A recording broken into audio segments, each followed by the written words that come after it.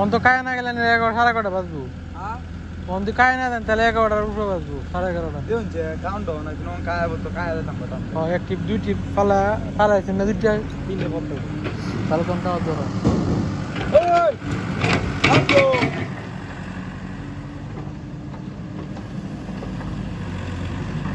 বাত কো কোন সময় গেছে আইতা চলে কই আইছি সবাই তো একলো একা আসতো না বা আলাদা আলাদা উঠতে কম লাগে